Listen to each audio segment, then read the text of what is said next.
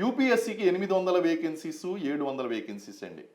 800 divided by 29 రాష్ట్రాలు మీరు చూసుకోండి. అక్కడ రాష్ట్రాలు యూనియన్ టెరిటరీస్ డివైడ్ చేసుకోండి. చూసుకుంటే రాష్ట్రం మొత్తం మీద వేకెన్సీస్ చూస్తే 10 వేకెన్సీలు లేదా 15, 20, 30 వేకెన్సీలు.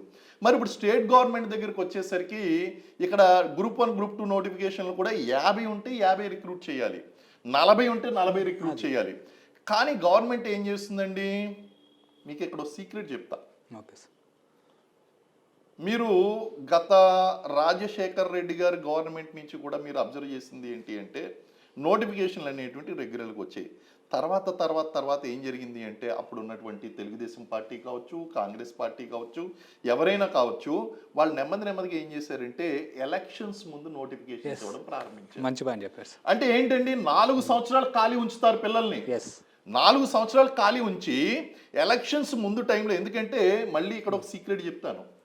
ఈ కాంపిటేటివ్ ఎగ్జామ్స్ ప్రిపేర్ అయ్యేటువంటి వాడిది ఓటు ఒకటి కాదండి, వాడు కనీసం ఒక 200-300 ఓట్లు 500 ఓట్లు కొట్టేస్తాడు. వాడు ఇన్ఫ్లుయెన్స్ చేసి పట్టుకుపోతాడు.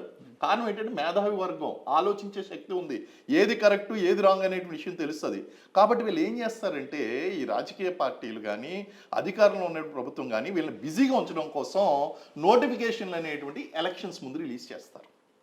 అంటే ఏంటి, వీళ్ళు మీరు ఎలక్షన్స్లోకి రాకండి, మీరు చదువుకోండి అని చెప్పి ఈ మేధావి వర్గాన్ని అంతటినీ కూడా 5 లక్షల మంది 10 లక్షల మంది విద్యార్థుల్ని ఏం చేస్తారంటే ఎంగేజ్ చేసి పడేస్తారు కాంపిటేటివ్ ఎగ్జామ్స్లో.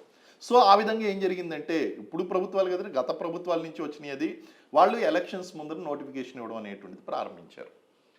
అది నెమ్మదిగా ఏం జరిగింది, ఆ ఎలక్షన్ ముందు ఇచ్చినటువంటి నోటిఫికేషన్ ఎలక్షన్ తర్వాత జరగడం, తర్వాత దాని మీద ఏదో కేసు పడడం, ఇంకో 4 సంవత్సరాలు సాగడం, 10 సంవత్సరాలకి సాగదీయడం అనేటువంటిది జరుగుతూ వచ్చిందండి.